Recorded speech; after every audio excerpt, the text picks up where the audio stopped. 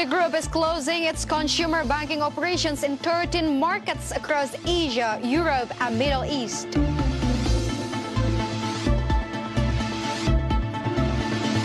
MAPE recorded a net loss of 553.71 billion rupiah in 2020.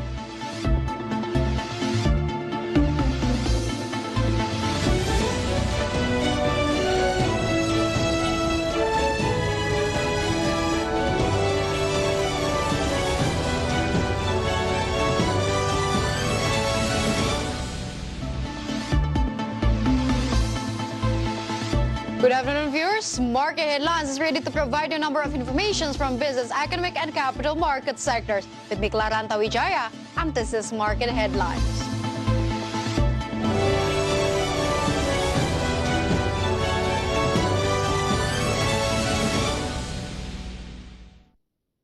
In connections with Citigroup's decisions to leave retail banking business in 13 countries, including Indonesia, CEO of Citi Indonesia, Battara Sianturi, ensures that there are no immediate changes to banking operations in Indonesia, especially in terms of customer service.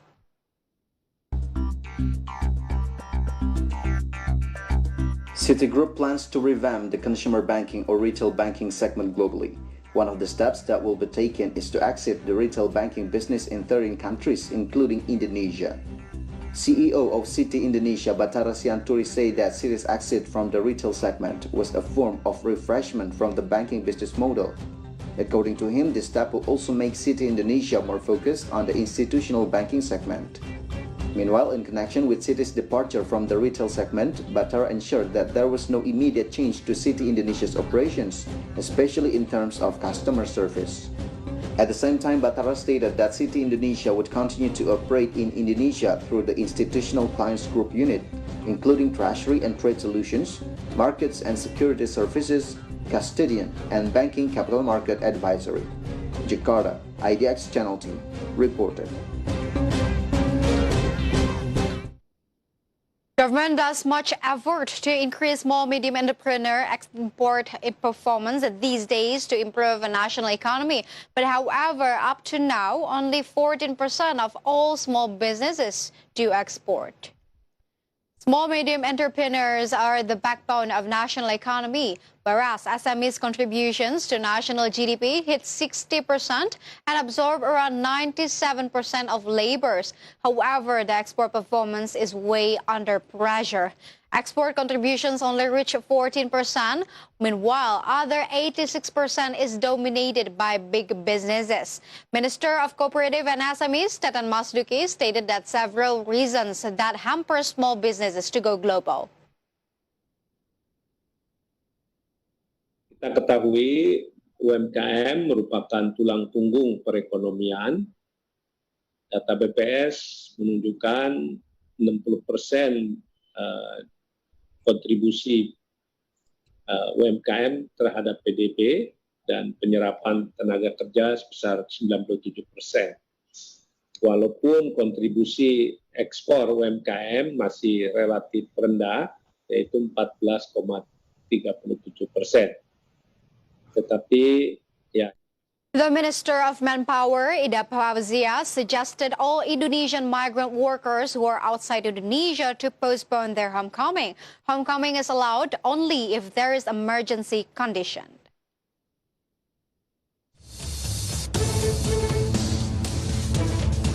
Migrant workers who are outside Indonesia are appealed to not to return to Indonesia for this year Eid al-Fitr. Manpower Minister Ida Fauzia stated that it is better to postpone homecoming due to ongoing COVID-19 pandemic in Indonesia. The suggestion is in Circle Letter number AM7 HK04 Chapter 4 2021 regarding homecoming restriction for migrant workers during Eid al-Fitr. Minister Ida said that the issuance of this circular letter is to prevent and break the chain of coronavirus COVID-19. The COVID-19 cases has the potential to increase due to community mobility, especially private workers, laborers, and migrant workers. Dalam kesempatan ini, saya sangat berharap meminta agar niat mudik ditunda dulu. Meskipun pandemi COVID terus diatasi dan program vaksin tengah berjalan, namun situasi belum sepenuhnya kondusif, belum aman. Kemungkinan untuk tertular COVID dalam perjalanan masih sangat besar karena penerbangan yang panjang dan lama menuju tanah air. Kasihan jika keluarga di kampung ikut terkena nantinya. However, homecoming is allowed for workers experiencing emergency condition. The special conditions are, for example, going home due to a sick family, that family member being pregnant accompanied by one family member, or the need for childbirth. Migrant workers who are forced to go home due to an emergency are required to attach a printout of the entry and exit permit. From Jakarta, Rizka Ayu, IDX Channel. Okay, guys, we'll be right back after this quick break. Stay tuned.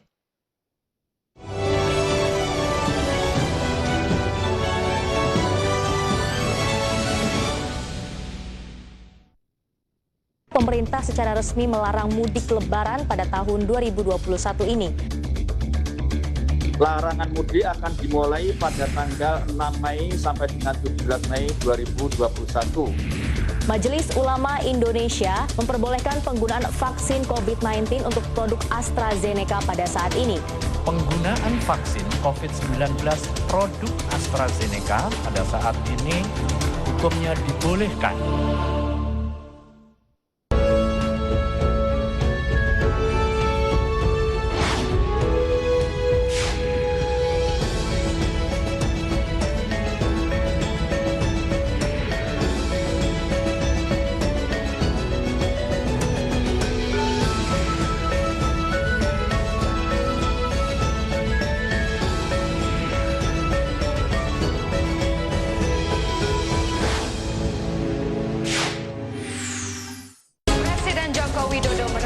mencabut aturan terkait investasi industri minuman keras. Saya putuskan terkait pembukaan investasi baru dalam industri minuman keras. Presiden Joko Widodo memiliki optimisme yang tinggi terkait dengan proses vaksinasi nasional yang sedang dilakukan saat ini. Bagaimana tanggapan dari pengusaha dengan angka ini? Tentu membuat kita harus lebih berhati-hati. Langkah apa yang tepat dilakukan untuk bisa meningkatkan pemahaman masyarakat? Komunikasi publik adalah kunci. Jadi kita harus bisa menunjukkan kepada masyarakat bahwa vaksinasi itu penting.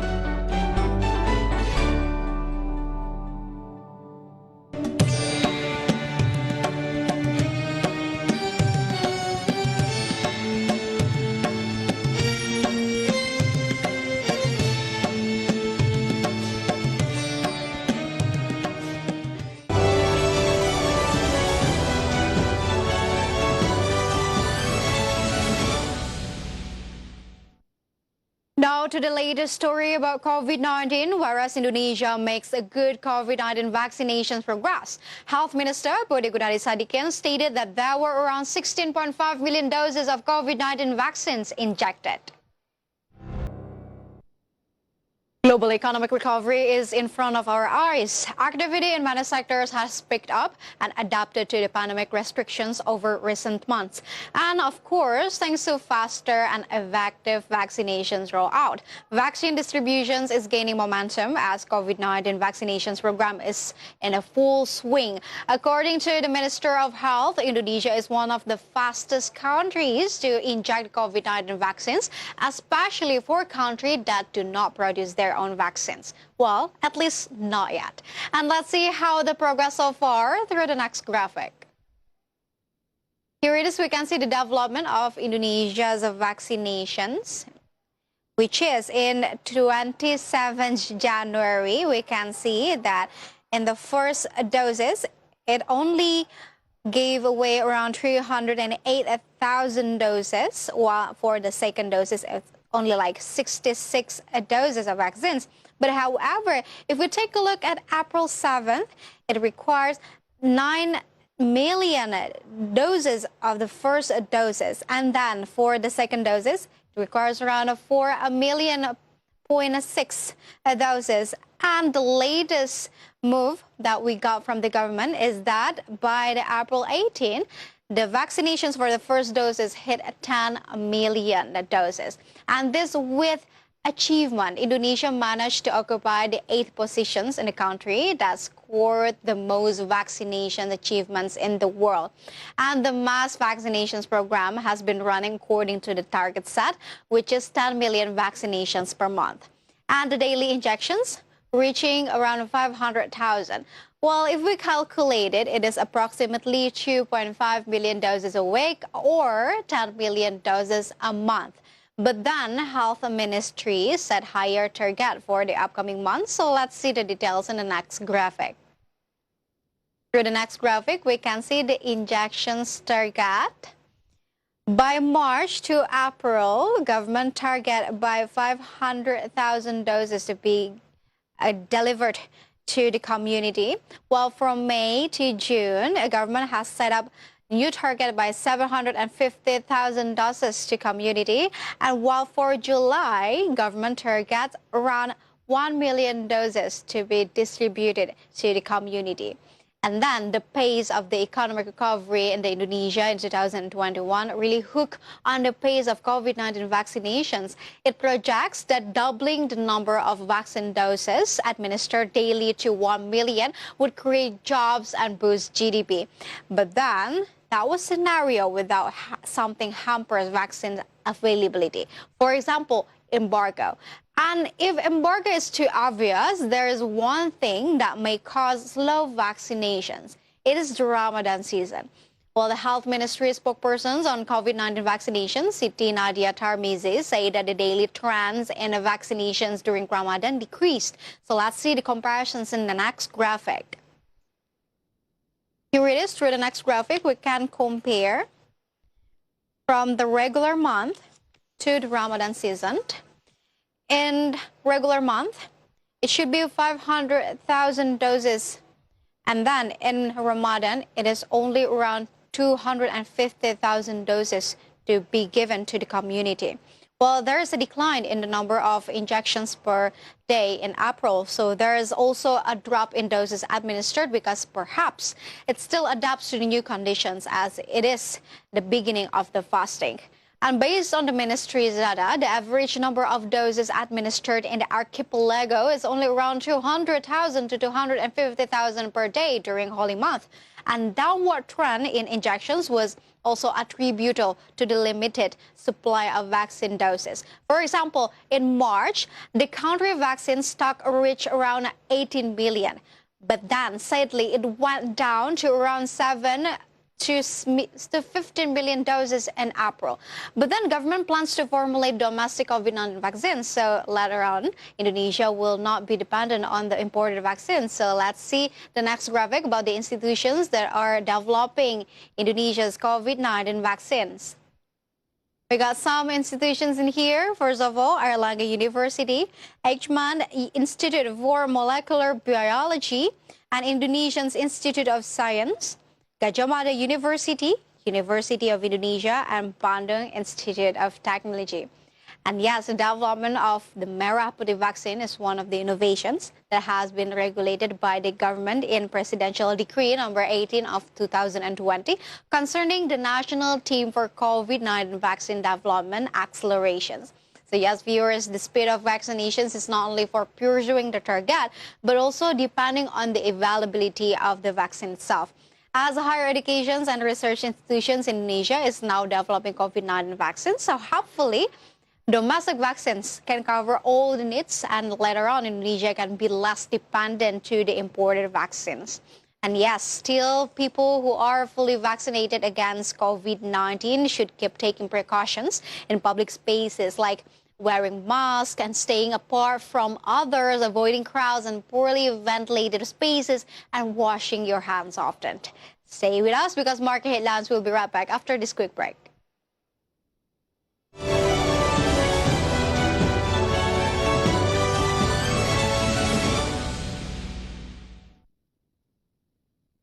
Iya, jadi semua program di dalam YGMB ini kita pakai teknologi untuk ngajarin dan empowering partisipan-partisipan kita. Dari para pengajar di Indonesia juga memang belum sama seperti negara-negara maju atau gimana? Jadi untuk Generation Girl tapi juga untuk pengajar belajar sebenarnya inspirasinya dari experience kita sendiri sebagai tim kurikulum kita dan tim operational kita.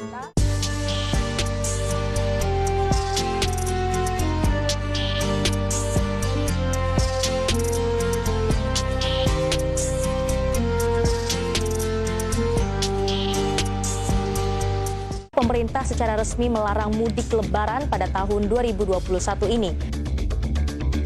Larangan mudik akan dimulai pada tanggal 6 Mei sampai dengan 17 Mei 2021. Majelis Ulama Indonesia memperbolehkan penggunaan vaksin COVID-19 untuk produk AstraZeneca pada saat ini. Penggunaan vaksin COVID-19 produk AstraZeneca pada saat ini hukumnya dibolehkan.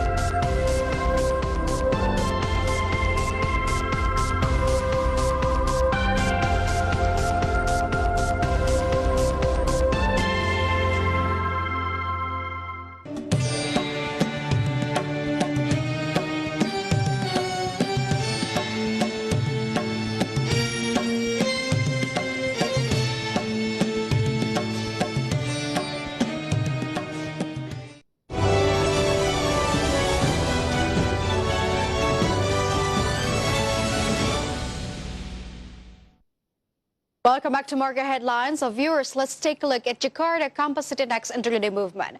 So earlier today, JCI was open at the level of 6,079.96 and approaching the closing time in the first session, the index was on the level of 6,053.59 and the index was showing weakening trend by the second session closing time.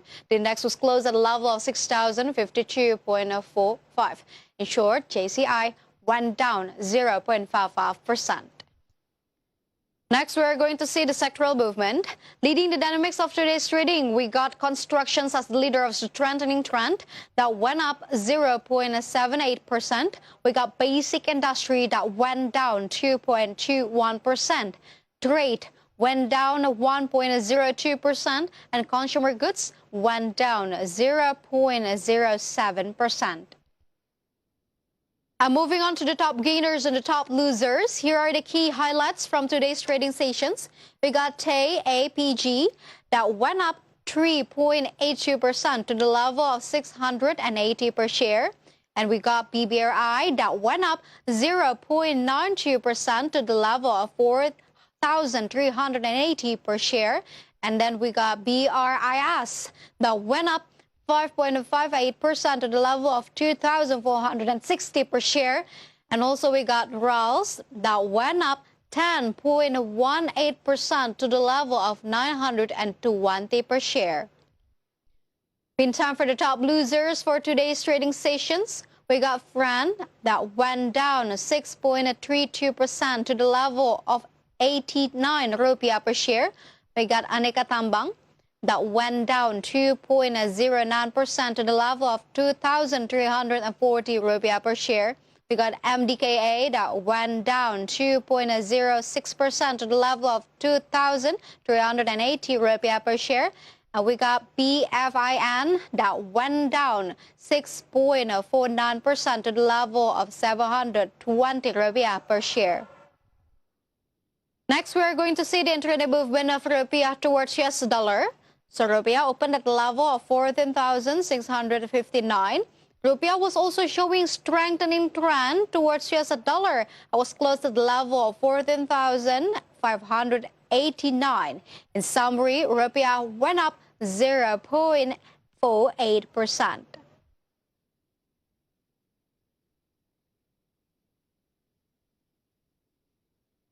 Affected by the COVID-19 pandemic, Mitra Adi Perkasa or MAPI recorded unsatisfactory financial performance in 2020, where the company recorded a net loss of 553.71 billion rupiah. Affected by the COVID-19 pandemic, Mitra Adi Perkasa or MAPI recorded an unsatisfactory financial performance in 2020. Based on the financial statements, MAPI recorded revenues in 2020 of 14.84 trillion rupiah, or 31% lower than 2019 acquisition. Accordingly, cost of goods sold and direct costs also decreased. However, a number of other expenses actually increased, such as financial expenses, expenses for provision and recovery from impairment in stock value. From that, MAPI recorded a net loss of 553.71 billion rupiah.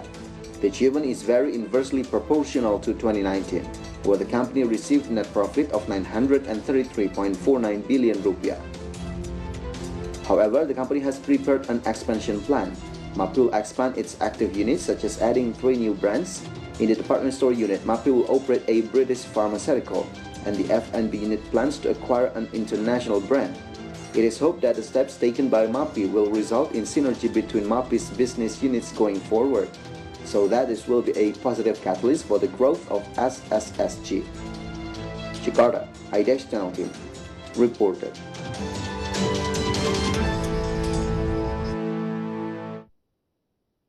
Regarding the information that Bank Jago will acquire a majority stake in the BFI Finance Indonesia, Bank Jago President Commissioner emphasized that currently the management is still focusing on developing company's business.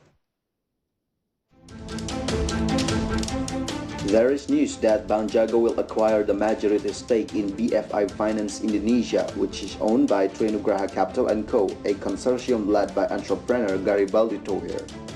Still from reports among market players, it is said that BFIN will reportedly be acquired by Bank Jago at a price range of 850 to 900 rupiah per share as a potential tender offer figure. Bank Jago President Commissioner Jerry Ang opened his voice regarding the news of the acquisition. He did not deny or confirm this. Jerry only stated that currently the management is focusing on developing Bank Jago's business. Meanwhile, the owner of Trinugraha Capital, Garibaldi Thohir, admitted that he did not know about the news that Bank Jago would acquire BFI Finance Indonesia. However, in the midst of Bank Jago's corporate action news, it turned out that Bank Jago's financial condition was losing money.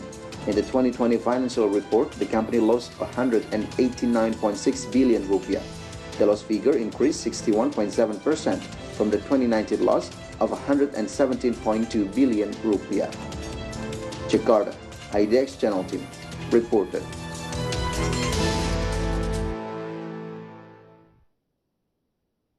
Moving on to consumption goods sector, cigarette producer Indonesian Tobacco has targeted revenue to grow 10% year-on-year in 2021.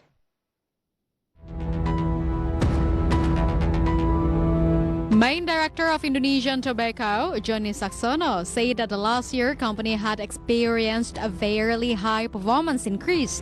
Revenue went up by 34.7% year-on-year, and net profit went up by 187% year-on-year. In 2021, the company is optimistic to optimize the revenue and net profit. The company set 10% growth for revenue both in the top line and the bottom line. This year, Indonesian Tobacco is optimistic to increase its sales volume, driven by strong product demand. The company also noticed shifting consumer preferences for sliced tobacco products as the cigarette excise has increased. From all sources, IDX Channel.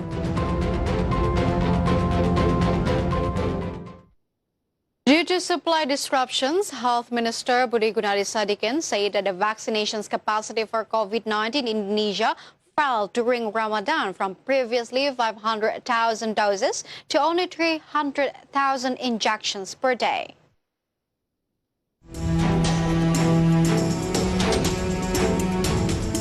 Health Minister Budi Gunadi Sadikin said that the capacity for COVID-19 vaccination in Indonesia decreased during Ramadan. Previously, vaccinations were able to reach 500,000 injections per day. Now the number has fallen to 200 to 300,000 injections. Budi said that the decreased vaccination capacity was due to disruptions in vaccine supply due to an embargo from India. With a supply disruption, Budi mentioned that the number of vaccines that Indonesia received during April ranged from 8 to 10 million doses. Therefore, the government reduced the speed of vaccination during Ramadan. Itu progresnya sampai sekarang. Puasa ini agak turun sekitar 250 sampai 300 ribu, tapi pas juga karena ada masalah supply, sehingga yang tadinya kita harapkan bisa memiliki 15 juta dosis vaksin di bulan April, ya mungkin turun antara 8 sampai 10 juta dosis. Jadi kita mesti mengurangi laju penyuntikan kita agar tidak ada hari yang bolong. Nevertheless, Budi confirmed that after Ramadan, the number of vaccines received by the government will increase again. He hopes that in May and June, the vaccination capacity can reach 750,000 injections per day. And until now, COVID-19 vaccination has reached 16.5 million injections. Jakarta, IDX Channel team reported. Step aside from market conditions, as coronavirus take a big role on current economic situations, here it is an update data about coronavirus globally.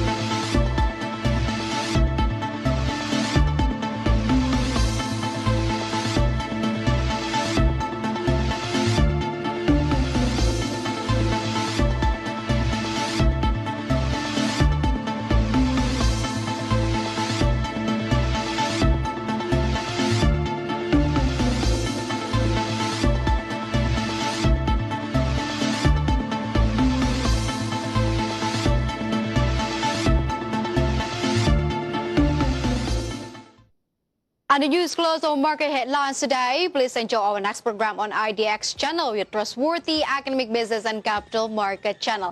I'm Claranta Wijaya. Have a nice evening and stay safe.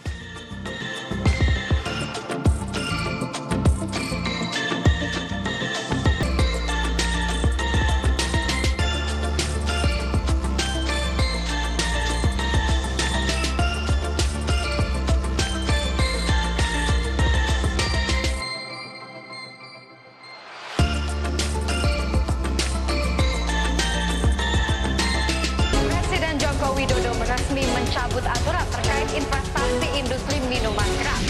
Saya putuskan terkait